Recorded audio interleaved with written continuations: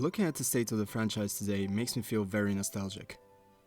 While no new Yakuza titles have officially been announced as of today, we know for a fact that whichever game RGG Studios announces in the future will also see a proper Western release. Hell, if Lost Judgment is an indicator of the series' future, we may even get the game at the same time as Japan would. It's genuinely a great time to be a Yakuza fan. However, it wasn't always like this.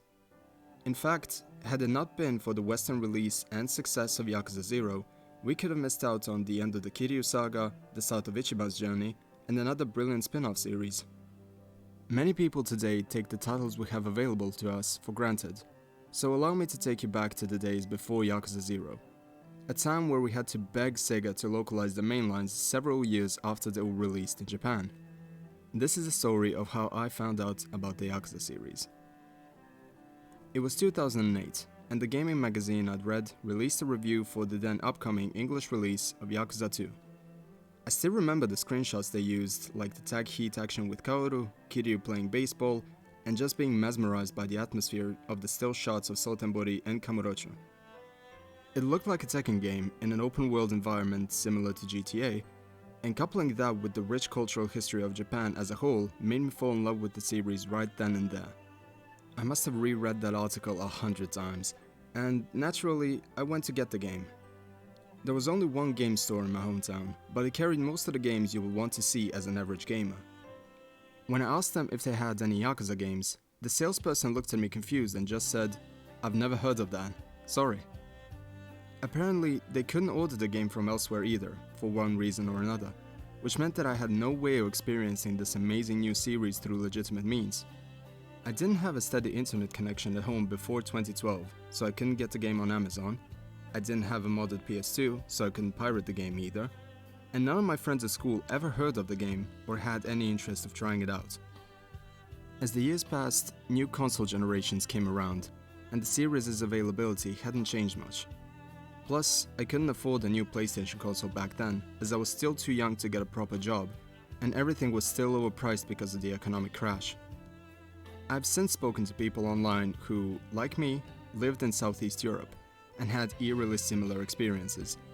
Finding a proper physical copy was difficult enough due to the series' icy reception in the West, and that struggle only amplified with every new release.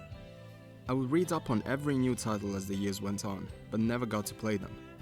From what I'd read, the series was slowly dying out in the West. The sales were poor, and there was plenty of cut content from the originals.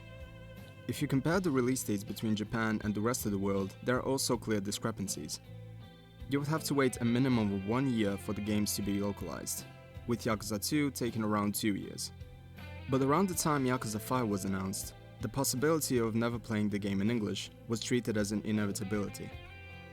When we eventually got Yakuza 5 in the West, it came out 3 years after its Japanese release, solely due to the fact that Sega did a survey asking the fans which titles they would like to see localized.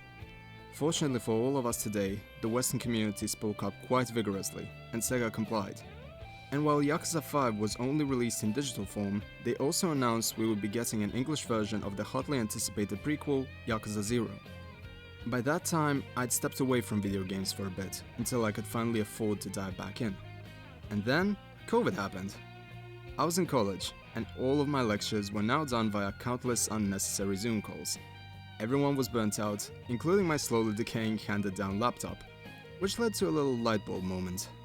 I asked my family if they could get me a laptop for my birthday so I could, quote-unquote, do my assignments as quickly and efficiently as possible.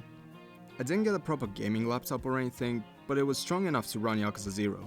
And so, 12 years after my first run-in with the series, I finally got to try it out for myself. It was life-changing. I met some amazing people in the online community, eagerly awaited the new installments and remasters, and started looking into everything that happened in between the announcements of Yakuza 0 and the series today. I couldn't be happier.